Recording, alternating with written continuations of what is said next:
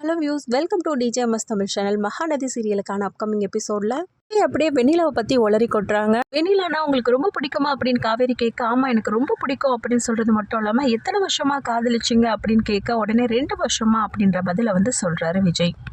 முதலா வெண்ணிலாவா அவுட் ஹவுஸ்ல தான் பார்த்தேன். பாட்டி தான் கூப்பிட்டு வந்து வச்சிருந்தாங்க. கோயிலுக்கு போயிட்டு வந்துட்டு இருக்கான்னு நினைக்கிறேன். பச்சை கலர் தாவணி கட்டிக்கிட்டு அந்த சமயத்துல நான் போனை பேசிக்கிட்டே பாலை உதச்சிக்கிட்டே போகும்போது பால் தெரியாதனமா வெண்ணிலாவோட நெத்தியில பட்டுடுது. காவேரி வெண்ணிலாவோட இடத்துல காவேரியா வச்சு கற்பனையா நினைச்சு பார்த்துட்டு இருக்காங்க. சீட்ல குமரன் அதே இடத்துல இருந்து ரொம்ப நேரம் வரல வெயிட் பண்ணிட்டு இருக்காங்க. கங்கா ஃபோன் பண்றாங்க. 8 மணி ஆகுதுங்க, இந்நேரம் வரல எங்க தான் இருக்கீங்க, ஏன் வரமாட்டீங்க அப்படின்னு சொல்லிட்டு கேட்குங்க. ப்ளீஸ் கங்கா, தயவுசெய்து அதை மட்டும் கேட்காத, நான் வந்துடுறேன், நீ கடை அடைச்சிட்டு நீ வீட்டுக்கு கிளம்பு, நான் வேணா நிவினை வர சொல்றேன், அப்படின்னா பக்கத்துல இருக்க குமாரனை வர சொல்லி கடையை அடைக்கிறேன் அப்படின்னு சொல்றாங்க. சாப்பிட்டுட்டு வீட்டுல போய் தூங்குங்க அப்படின்னு சொல்லி போனை வைக்கிறாங்க குமரன். அதுக்கப்புறம் என்னாச்சு அப்படின்னு சொல்லிட்டு விஜய் கிட்ட கேக்குறாங்க காவேரி.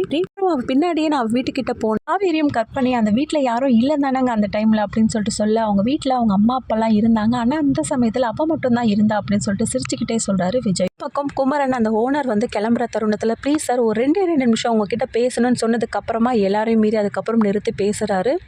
உங்களுக்கு ஞாபகம் இருக்கா அப்படின்னு கேட்க, என்ன விஷயம் சொல்லுங்க அப்படின்னு சொன்னதுக்கு அப்புறமா, அன்னைக்கு நாங்கள் போய் தான் சொன்னோம், இதுதான் எங்களோட கடை, இந்த இடத்துல தான் சார் நானும் என்னோட மனைவியும் அந்த துணியெல்லாம் தெரியாதனமா அந்த பொய்யை சொல்லிட்டேன் சார், இதனால எங்கள் மனைவி ரொம்ப கோவமாயிட்டாங்க. துணியெல்லாம் நீங்கள் தான் தச்சிங்களா இல்லை அதுவும் பொய் அப்படின்னு கேட்க, இல்லை சார் அந்த துணியை நாங்கள் 2 பேரும் தான் சார் தச்சோம் அப்படின்னு சொல்கிறாங்க.